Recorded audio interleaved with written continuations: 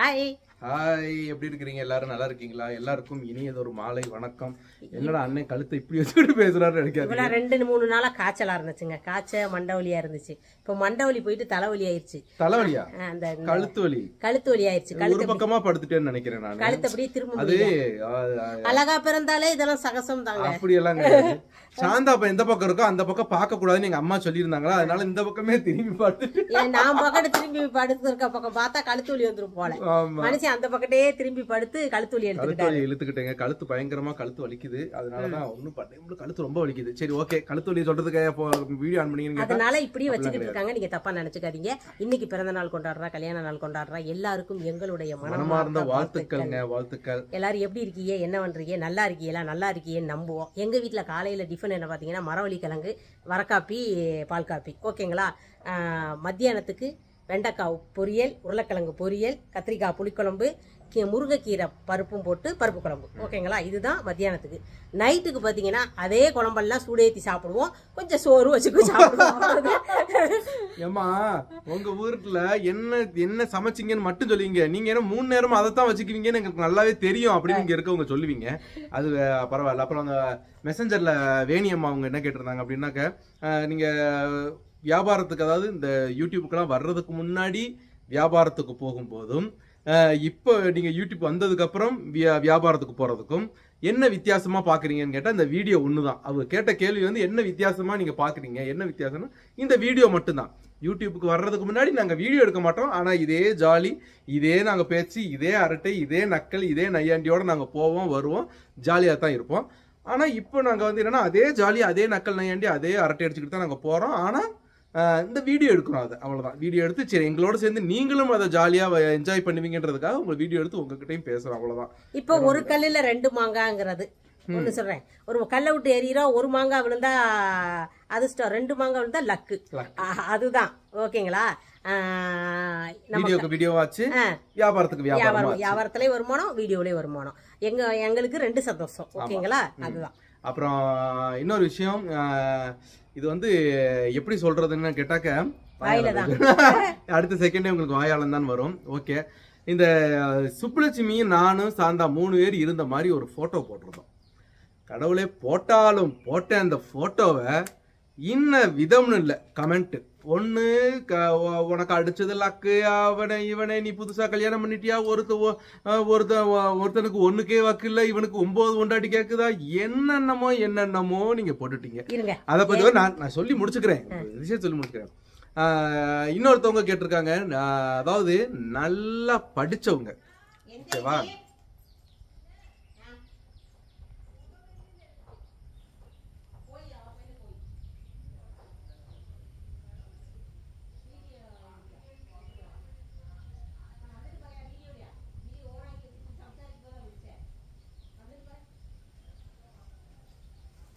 சேச்சி கூப்பிட்டாங்க, அதனால போயிருந்தாங்க. அது வரைக்கும் நீ பேச வேண்டியதானேன்னு சொல்லுவாங்க. நான் பேசினா இவங்களுக்கு காது அங்க சேச்சி என்ன சொல்றாங்கன்னு கேட்காது. அப்ப நமக்கு கொஞ்சம் அமைதியா இருந்து பார்த்தேன், வேற ஒண்ணுமே கிடையாது. ஓகேவா? இல்லங்க, நம்ம ஒரு இடத்துல நம்மள விட்டுட்டு போயிட்டாங்கன்னா நம்ம பிக்கப் ஆகி வரணும்.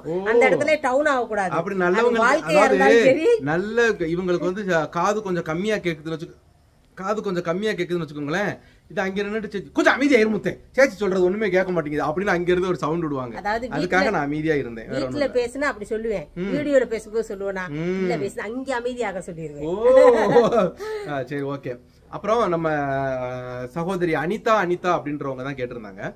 என்ன Facebookல கேட்டிருந்தாங்கன்னா, ராஜா அவங்களுடைய சுப்புலட்சுமியோட கணவன் எங்கே, அவங்க கணவனை ஏன் நீங்க காமிக்கவே மாட்டேன்றீங்க? அவங்க கேட்ட கேள்வி எல்லாம் ஃபர்ஸ்ட் அடிக்கிறேன். அந்த கேள்விக்கு பதில் நான் சொல்றேன். அவங்க கணவர் வரல. இந்த ஒரு क्वेश्चन சொன்னீங்கல்ல, அவங்க கணவர் வரலங்க, அதனால அவங்க வீடியோவுக்கு வரல. அடுத்த क्वेश्चन என்ன சொன்னாங்க அவங்க? அப்படி டக்கு முடிச்சிருவோம் தங்கம். இருமா, ஒன்னு சொல்லி முடிச்சுக்கிறேன். ஒன்னு ஏதாச்சும் சொல்ல விடுறாங்களா பாருங்க. கணவர் எங்க, அந்த கணவரை ஏன் நீங்க வீடியோக்குள்ள காட்ட மாட்டேன்றீங்க? இன்னொன்று வந்து இந்த மாதிரி தமிழ்நாட்டு கல்ச்சரையே நீங்கள் வந்து இந்த சொசைட்டிக்கு தமிழ்நாட்டு கல்ச்சரை தவறாக நீங்கள் சித்தீகரிக்கிறீங்க அப்படின்ற மாதிரி கேட்டிருந்தாங்க.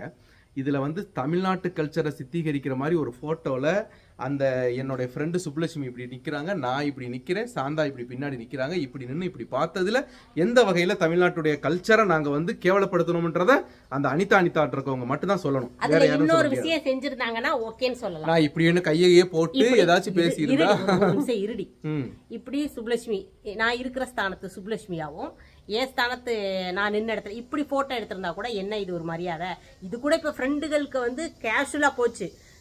காலேஜ் படிக்கிற ஃப்ரெண்டுகளா இருக்கட்டும், கூட படிச்ச ஃப்ரெண்டுகளா இருக்கட்டும், இப்படி இப்படி இப்படி கை கோர்த்து போட்டோ எடுத்துக்கிடுவாங்க, இப்படி தோல் மேல கை வச்சு போட்டோ எடுத்துருவாங்க. அது போட்டோங்க. அதை வந்து ஒரு போட்டோவை பாருங்க. அதே மாதிரி நீங்க பேசின அந்த இங்கிலீஷ் வந்து அவ்வளவு அழகான இங்கிலீஷ். அந்த அழகு உங்களுடைய லாங்குவேஜ்ல இருந்துச்சே தவிர உங்க மனசுல இல்ல, உங்களுடைய தாட்ல இல்ல. அது மட்டும் தான் நான் கண்டிப்பா சொல்லுவேன். அந்த என்னைக்குமே மனசை சுத்தமா நீங்க வச்சுக்கோங்க. அப்பதான் நீங்க அடுத்தவங்களுக்கு ஏதாவது ஒன்று சொல்லணும்னாலும் அது வந்து நல்ல பிரதிபலிப்பா போய் சேரும். என்னைக்குமே அதை நினைச்சுக்கோங்க. நீங்க மனசுல அழுக்க வச்சுக்கிட்டு நீங்க என்ன ஆக்வர்ட் இங்கிலீஷ்ல நீங்க பேசினாலும் அது சாக்கடையா தான் வெளியில போய் விழுகும். இன்னொன்னு சொல்லிக்கிறேன். அப்புறம் நீங்க என்னடா உங்க பசங்க உங்க பையன் கல்யாணம் ஆனதுக்கு அப்புறம் உங்க மருமகளை வச்சுக்கிட்டு இந்த மாதிரி போய் போட்டோக்கு போஸ்ட் கொடுத்தாக்க நீங்க ஒத்துக்குவீங்களா? சாந்தா இந்த மாதிரி அவங்க சைல்டுஹுட் ஃப்ரெண்டு, அவங்க கிளாஸ்மேட்னு சொல்லி யாரையாச்சும் வச்சு நீங்க போட்டோ எடுத்தா நீங்க ஒத்துக்குவீங்களா? ராஜாண்ணே ஒரு காலம் ஒத்துக்க மாட்டார். அப்படி உங்களோட மாதிரி சிறு பிள்ளைத்தனமாக நான் இருக்க மாட்டேன். நான் கண்டிப்பா நான் சொல்லிக்கிறேன். இந்த மாதிரி மைண்ட் தாட் இதெல்லாம் நீங்க அப்ப நீங்க இப்ப இதவே நீங்க இந்த மாதிரி சொல்றீங்கன்னா ஒரு படத்துல நடிக்கிறவங்க இந்த மாதிரி எல்லாம் பார்த்தாக்க நீங்க உங்க மைண்ட் தாட்டை என்ன மாதிரி சிந்தனையில வச்சிருப்பீங்கன்னு எங்களுக்கு தெரியல. ஒண்ணு அந்த மாதிரி நாங்க எங்க பையனா இருந்தாலும் சரி, சாந்தாவாக இருந்தாலும் சரி, ஒரு போட்டோ எடுக்கிறதுக்கு வீடியோ எடுக்கிறதுக்காகலாம் நீ மோசமான கேரக்டர் அப்படின்னு சித்தரிக்கிற ஒரு சிறுபிள்ளைத்தனமான மூளை எங்களுக்கு கிடையாது. அதை சொல்லிக்கிறேன். ஓகேவா? இன்னொன்னு, நீங்க சொசைட்டியை கெடுத்துட்டீங்க. ஆனா எல்லாத்தையும் சொல்லிட்டு கடைசியில ஒரு வார்த்தை சொல்லியிருந்தீங்க பார்த்தீங்களா, நான் எப்படியா இருந்தாலும் உங்க வீடியோ பார்ப்பேன், நாங்க உங்களுடைய நலம் விரும்பின்னு சொல்லியிருந்தீங்க. அதை எந்த நாளிலையும் எங்களால ஏத்துக்கவே முடியாது. எங்களுடைய நலம் விரும்பியாக இருந்தால் கண்டிப்பாக எங்களை நீங்க அந்த அளவுக்கு கேவலமா சித்தரிச்சிருக்க மாட்டீங்க. அது கண்டிப்பா நான் 100க்கு 100% நான் சொல்லுவேன். ஒரு பொண்ணு அவங்க எங்களோட சின்ன பிள்ளையில இருந்து ஒரு ஃப்ரெண்டு, அந்த ஃப்ரெண்டு ஊர்ல இருந்து எங்களை தேடி வந்திருக்கிறாங்க பார்க்கறதுக்கு.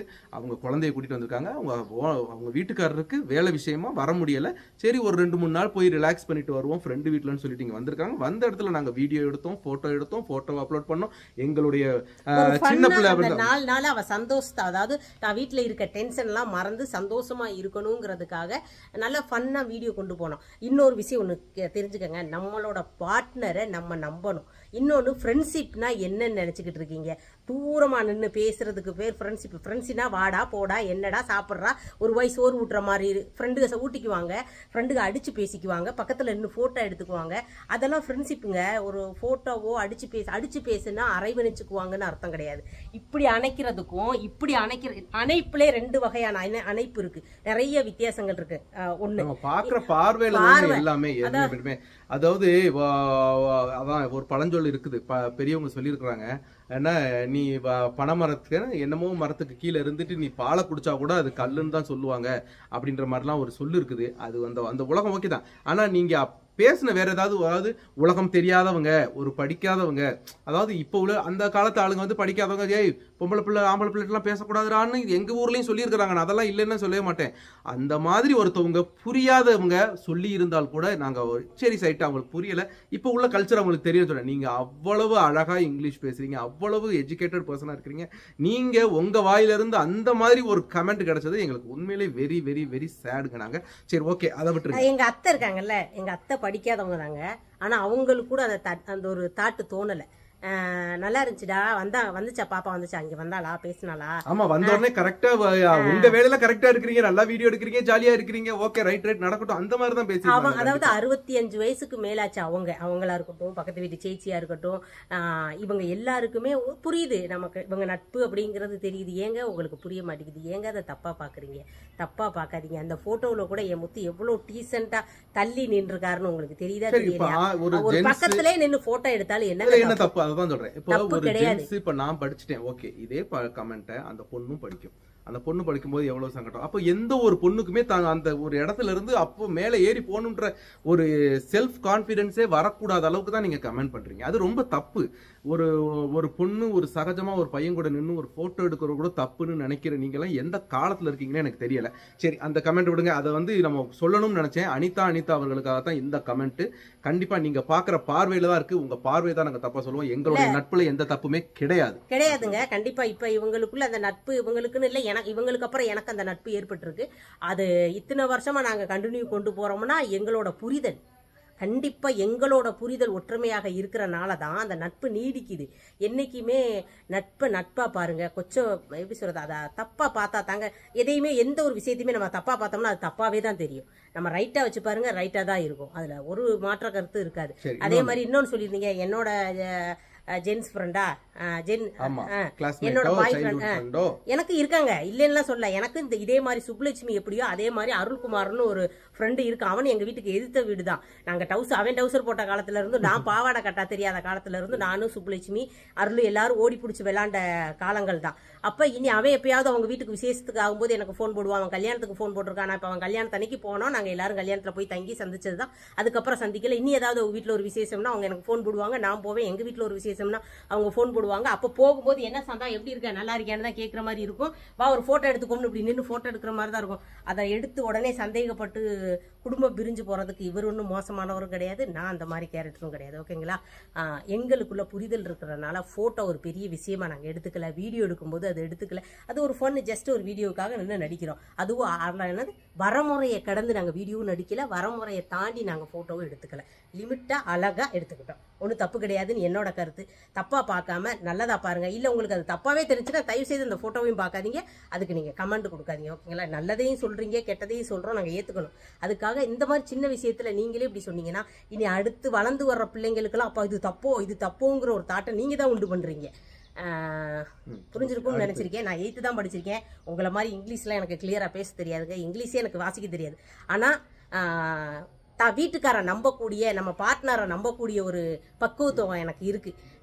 ஒரு ஃப்ரெண்ட்ஷிப்பை தப்பா கண்ணோட்டத்துல பார்க்கக்கூடாத ஒரு பொது, என்ன எப்படி சொல்லுவாங்க, பொது அறிவு எனக்கு இருக்குங்க. ஓகேங்களா? அப்புறம் இன்னொன்று உங்க இந்த சிங்கப்பூர்ல இருந்து ஒரு பார்சல் வந்துச்சு. அந்த பார்சலை மென்ஷன் பண்ணி சொல்லியிருக்கிறாங்க. பார்சல்லாம் நீங்கள் அட்ரஸ் கொடுக்காம எப்படி வந்தது, அதே மாதிரி பார்சல் அனுப்பி விட்டா வாங்கி வீட்டுக்குள்ளே அடுக்கி வச்சுக்கிறீங்க. ஆனால் வீட்டுக்கு வரக்கூடாதுன்னு சொல்கிறீங்க. சரி, வரக்கூடாதுன்னு சொன்னீங்க, அங்கே அட்டைப்பூச்சி இருக்குது, மழை பெய்யுது, நாங்கள் இருக்க மாட்டோம், ஆச்சா பூச்சா நாங்கள் தரையில் படுக்கணும்லாம் சொன்னீங்க. அப்படி இருந்தும் இப்போ உங்கள் ஃப்ரெண்டு வந்தோன்னே மட்டும் உங்கள் வீட்டுக்குள்ளே கூப்பிட்டீங்க. ஏங்க, ஒருத்தர் நம்ம வீட்டுக்கு வர்றாங்க அப்படின்னா, இப்போ நம்ம ஃப்ரெண்டு வர்றாங்க, நம்ம ஃப்ரெண்டுக்கிட்ட நம்ம வீட்டில் நீங்கள் படுக்கணும்னு சொல்லிடும். அப்பவும் நம்ம அவங்கள மேலே படுக்க சொல்லிட்டு நம்ம கீழே தான் படுக்க சொல்லிட்டோம். அவங்களே சொன்னாங்க, இல்லைப்பா நீ மேலே படுத்துக்க. இல்லை, நம்ம ஒரு மரியாதை நிமித்தமாக நீ மேலே படுத்துக்கப்போ நாங்கள் கீழே படுத்துக்கிறோம். அதே மாதிரி பசங்களுக்கும் மேலே பசங்களை மேலே படுக்க சொல்லிட்டு அந்த ரூமில் நான் கீழே படுத்துக்கிட்டேன். எங்களுக்கு வர்றதுனால எந்த பிரச்சனையுமே இல்லைன்னு தான் நாங்கள் இப்போ வரைக்கும் சொல்லிக்கிட்டே இருக்கிறோம். எங்கள் பசங்களுக்கு அவங்க ரூம்ல இருந்து டப்புக்குன்னு அந்த பக்கம் வரணும், அவங்களுக்கு ஃப்ரீயா இருக்க முடியல. யாராவது வந்து 1 நாள் 2 நாள் தங்கிட்டாங்கன்னா அவங்களுக்கு ஃப்ரீயா இருக்க முடியல. இப்போ வரைக்குமே இவங்க சின்ன பிள்ளையில இருந்தே அவங்க எல்லாத்தையும் பார்த்துருக்காங்க. உங்ககிட்ட போன்ல பேசியிருக்காங்க, ஒரு கலகலன்னு பேசியிருக்காங்க. அண்ணா ஆண்டி எப்படி இருக்கிறீங்க, நல்லா இருக்கீங்களா, செஞ்சிருக்கீங்களான்னு வீடியோ காலில் பேசியிருக்காங்க, எல்லாம் பண்ணியிருக்காங்கன்றதுனால அவங்களுக்கு அது ஒரு கம்ஃபர்டபுளாகவே இருந்துச்சு. அவங்களுக்கு அது ஒரு பிரச்சனையா தெரியல. ஆனா மற்றவங்கன்னும் போது திடீர்னு நம்ம உறவுகள் யாராச்சும் ஒரு விசிட் ஆகும்போது அவங்க கூட மெல்ட் ஆக முடியல. அவங்க ரூமுக்குள்ளேயே அடைஞ்சே கிடக்குறாங்க. 10வது வரைக்கும் அவங்க படுக்கிறதுக்கு இந்த தப்புக்கும் மாறி இருக்கும். ஒரு ட்ரெஸ் சின்னதாக ஒரு ட்ராயர் எடுக்கிறோம்னா கூட, அம்மா போய் எடுத்து தாங்கம்மா, அந்த ரூமில் போய் எடுத்து தாங்கம்மா அப்படின்னு போய் சொல்லி அதைத்தான் நாங்கள் சொல்கிறோம். அவங்களுக்கு ஒரு கம்ஃபர்டபுள் இல்லாமல் இருக்கும்போது எங்களால் அதை சகிக்க முடியலங்க. எங்களுக்கு ஒரு வசதி பத்தலை, அதனால அதே மாதிரி அப்படின்னு நாங்கள் சொல்லியிருந்தோம். அதுதான் உண்மை. ஓகேங்களா? அதே மாதிரி நம்ம ஒரு அட்ரஸ் கொடுக்காம உங்களுக்கு எப்படி உங்களுக்கு இது வந்துச்சுன்னு கேட்டேன். ஒரு அட்ரஸ் மெசஞ்சரில் உங்களுடைய அட்ரஸ் கொடுங்க அப்படின்னு கேட்டேன். அட்ரஸ் கொடுங்கன்னு கேட்ட எல்லாருக்குமே நான் அட்ரஸ் அனுப்பி வச்சிருக்கிறேன். ஏன்னா அவங்க மெசஞ்சரில் ஆரம்ப காலகட்டத்தில் நம்ம இந்த மாதிரி வீட்டுக்கு வராதிங்க, வசதி இல்லைங்க எங்களுக்கு அப்படின்னு நாங்கள் சொல்கிறதுக்கு முன்னாடி மெசஞ்சரில் எங்ககிட்ட பேசுகிறவங்க உங்கள் அட்ரஸை கொடுங்கன்னு சொல்லி கேட்குறவங்க கிட்ட நான் அட்ரஸ் கொடுத்தேன். இப்போ ரீசெண்டாக தான் நான் நம்பர் கொடுத்தாக்க நம்ம ஏதாச்சும் கால் பண்ணுவாங்க, அந்த நேரத்தில் நம்ம ஒரு வேலையாக இருப்போம், உங்களுக்கு சங்கடம். அதாவது நம்ம இவ்வளோ தூரம் பேசிக்கிட்டு இருக்கோம் பார்த்தீங்களா, அந்த ஒரு ரிலேஷன்ஷிப்பில் ஏதாவது ஒரு இது வந்துருமோ, பங்கம் வந்துருமோ, நம்ம ஃபோன் எடுக்காதனால நீங்கள் எதுவும் எங்களை தப்பாக நினச்சிக்குவீங்களான்ற ஒரு பயத்தில் தான் நாங்கள் ஃபோன் நம்பர் தரலன்னு நான் சொல்லிட்டு இருக்கோம். அந்த டயத்தில் நாங்கள் கொடுத்த அட்ரஸை வச்சு அவங்க எங்களுக்கு பார்சல் அனுப்பியிருக்கிறாங்க. ஓகேவா? அந்த பார்சலை வாங்கி நாங்கள் அடிக்கடிக்கு மேலே வச்சு பார்சலை மட்டும் வாங்கி வச்சுக்கிட்டு நீங்கள் வீட்டில் யாரும் வராதிங்கன்னு நாங்கள் சொல்ல கிடையாது. எங்களுக்கு எந்த அசௌகரிய குறைவாக இருந்தாலும் வந்தவங்களை நாங்கள் நல்லபடியாக தான் கவனித்து அனுப்பியிருக்கோம். இது வரைக்கும் வந்த எல்லாரையுமே, அது வந்த எல்லா உறவுகளுக்குமே தெரியும். பசங்களுக்கு ஒரு அசௌகரியம் வரும்போது தான் இந்த மாதிரி இருக்குங்கன்னு நாங்கள் சொன்னோம். அவ்வளோ பசங்க சிறுசா இருக்கும்போது தெரியலைங்க. ஆனா வளர்ந்ததுக்கு அப்புறம் அவங்க புத்திமுட்டு எங்களுக்கு புரிய வந்துச்சு. எங்களுக்கு 2 ரூமு தான் இருக்கு, பெரிய ரூமெல்லாம் கிடையாது, 2 ரூமு தான் இருக்கு சௌரியம். நாங்க சின்ன பிள்ளை, அவளே இத்தனை வருஷத்துக்கு இப்பதான் ஃபர்ஸ்ட் டைம் ஊருக்கு வந்திருக்காங்க. இது இத்தனை வருஷமா நான் வர்றேன்னு கேட்டது கிடையாது. இந்த டைமே ஒரு வாரத்துக்கு முன்னாடி போன் போட்டு நான் வரட்டான ஐடியா, மழை வராதுன்னு தான் நாங்க சொன்னோம். அது நீங்க சுப்புலட்சுமிக்கே தெரியும். இப்பெல்லாம் வர வேண்டாம்ப்பான்னு சொல்லி சொன்னோம். நாய்களை காரணம் காட்டி சொல்லியிருந்தோம், அட்டைப்பூச்சியை காரணம் காட்டி சொல்லியிருந்தோம். அந்த மாதிரி சொல்லும்போது திடீர்னு மறுநாள் போன் போட்டு நான் டிக்கெட் போட்டுட்டு நான் நைட்டு கிளம்பிடுவேன் அப்படின்னு சொல்லியிருந்தாங்க. அப்படித்தான் வந்தாங்க. அதாவது நம்ம எங்களை ஒரு மாதிரியும் உங்களுக்கு தெரிஞ்சவங்களை ஒரு மாதிரியும் நீங்க நடத்துறீங்க அப்படின்றும் தயவு செஞ்சு நினைக்காதீங்க. அந்த மாதிரி நாங்க நினைக்கவே மாட்டோம் என்னைக்குமே. அது எங்ககிட்ட பழகினவங்களுக்கும் சரி, எங்களை நான் ஏதாவது இப்ப நான் ஏற்கனவே சொல்லியிருந்தேனே, நலம் விரும்பிகள் அப்படின்னு நினைக்கிறவங்களும் சரி, எங்களுடைய நலம் விரும்பிகள் யாரும் எங்களை தப்பான நினைக்க மாட்டாங்கன்றது எங்களுக்கு மனப்பூர்வமான நம்பிக்கை இருக்குது. கண்டிப்பா. அது இன்னொன்னு, அவளை பத்தி எனக்கு நல்லா தெரியுங்க. சின்ன வயசுல இருந்து நான் அவளை பாத்துக்கிட்டு இருக்கேன். அவ எங்கள்கிட்ட எப்படி பழகுறான்னு எங்களுக்கு தெரியும். எங்களை பொறுத்த வரைக்கும் இவ்வளவு நாள் அது நீடிக்குதுன்னா எங்கள்கிட்ட பழகுன விதம் அது பிடிச்சனாலதான் கண்டினியூ பண்ணுது. எந்த ஒரு உறவுமே அதிக காலம் நீடிக்குதுன்னா புரிதல் ஒன்று மட்டும்தான் காரணம். புரிதல் என்னன்னா அந்த உறவு நீடிக்காது. ஏதாவது சொல்லி ஏதாவது வச்சு புட்டுக்குறோம். எங்களுக்கு புட்டுக்காம போகுதுன்னா எங்க 4 பேரோட புரிதல்னு வச்சுக்கோங்க. அதனால அது போய்கிட்டே இருக்குது. அதனால நீங்க அப்படியெல்லாம் யோசிக்காதீங்க. ஒரு போட்டோக்கெல்லாம் அப்படி பேசாதீங்க. சின்ன விஷயம், நான் என் புத்த சொல்லும்போது ஆச்சரியமா இருக்குது எனக்கு. ஒரு சின்ன ஒரு விஷயம், ஒரு போட்டோ. நாளைக்கு ஒரே இடத்துக்கு போய் உட்காந்து சாப்பிட்ற மாதிரி இருக்கும். சாப்பிட்றது அதான் சொல்லியிருக்கேன், கேக்கு வெட்டினா 4 பேருக்கு ஊட்டுற மாதிரி தான் இருக்கும். நீ ஏன் ஊட்டுன, எப்படி ஊட்ட போச்சுன்னு சண்டைக்கு போக முடியுமா? என்னங்க நீங்க இப்ப எனக்கு ஒரு சாரி இருக்கு, இப்ப நான் என் வீட்லயே வந்து தங்கியிருக்கா, எனக்கு ஒரு பூ வாங்குறாரு ஒரு இடத்துல, அப்ப அவளுக்கும் சேர்த்து பூ வாங்குற மாதிரி தான் இருக்கும். உடனே நீ ஏன் பூ வாங்கி கொடுத்தேன்னு சொல்லி சண்டை போடலாமா? அதெல்லாம் தப்புங்க. நம்ம வீட்டுல ஒரு பார்சல் வாங்கி நம்ம வீட்டுக்கு கெஸ்ட் வந்துட்டாங்கன்னா அந்த கெஸ்ட் நமக்கு வாங்கும்போது அந்த பிள்ளைக்கு வாங்குற மாதிரி இருக்கும், நம்மளோட ஆடி பாடும்போது அந்த பிள்ளைகிட்ட ஆடி பாடு மாதிரி தான் இருக்கும். அதுக்காக லிமிட்னு ஒண்ணு இருக்கு. அந்த லிமிட்டை 2 பேருமே தாண்ட மாட்டாங்க. அவளுக்கும் தெரியும் அவளோட லிமிட் என்னன்னு, இவருக்கும் தெரியும். அதனால இவங்க ஃப்ரெண்ட்ஷிப் நல்லா இருக்கு, எங்க ஃப்ரெண்ட்ஷிப் நல்லா இருக்கு. மெயினா அவர்கிட்ட பேசி பழகுனதை விட என்கிட்ட தான் அதிகமா பேசி பழகிருக்காவ, தெரிஞ்சுக்கங்க. ஆனா இந்த விஷயம் இல்லை, இனி எந்த விஷயத்துக்குமே அப்படி யோசிக்காதீங்க. நம்ம பிள்ளைங்களை சேர்த்து பேசுறீங்களே, என் பிள்ளைங்களை ஃப்ரெண்டுகளை கூட்டிட்டு வாடான்னு தான் நாங்க சொல்லியிருக்கோம். நாங்க 2 பேருமே கேர்ள் ஃப்ரெண்டா இருந்தாலும் சரி, ஜென்ஸ் ஃப்ரெண்டா இருந்தாலும் சரி, கூட்டிக்கிட்டு வாங்கன்னு தான் சொல்லியிருக்கோம். அவங்க பழகலை, அது பழகுனாலும் கூட்டிக்கிட்டு வந்தாலும் நீங்க நினைக்கிற மாதிரிலாம் நாங்க நினைக்க மாட்டோம். அவங்க வெளியில பழகுவாங்க, கிளாஸ்ல பழகுவாங்க, ஸ்கூல்ல பழகுவாங்க, வீட்டுக்கு யாரும் கூட்டிட்டு வந்து இது வரைக்கும் பழகு. அப்படியே கூட்டிட்டு வந்தாலும் வாங்கப்பா ஃப்ரெண்டா பழகும் போது என்ன நமக்கு அதை தான் சொல்றேன். சாந்தா சொன்ன மாதிரி எல்லாத்துக்கும் ஒரு லிமிட் இருக்குது. அந்த லிமிட்டை தாண்டி போனா மட்டும்தான் நம்ம அதுக்கு பயப்படணும். பாக்கி எதுக்கும் நம்ம பயப்பட வேண்டிய அவசியமே கிடையாது. ஓகேவா? சரி, நாங்க இதை ரொம்ப நாளைக்கு சொல்லலாம்னு சொன்னேன். சாந்தா கழுத்து வலிக்குது, இப்படி பேசவே வேண்டாம். நான் அப்போ சாந்தா தான் சொன்னாங்க, சரி இன்னைக்கு இந்த கமெண்ட்டை நம்ம சொல்லியே ஆகணும் வாங்க அப்படின்ற மாதிரி கேட்டிருந்தனால தான் இந்த கமெண்ட்டை நம்ம சொல்லிட்டோம். சரி, ரொம்ப நேரம் ஆயிடுச்சு. இதுக்கு மேலே எத்தனை பேர் பார்க்க போறீங்க என்ன இதுன்னு தெரியாது. சரி, நாங்களும் கிளம்புறோம். ஓகேவா? தயவு செஞ்சு எந்த ஒரு விஷயத்தையும் ஓவர் மைண்ட் தாட்டில் கொண்டு போய்க்காதீங்க. எதையுமே ஃப்ரீயா விட்டு ஃப்ரீயா பாருங்க. ஓகேவா? சரி, ஓகேங்க, பாருங்க, பார்த்து பத்திரமா இருங்க. பாய்.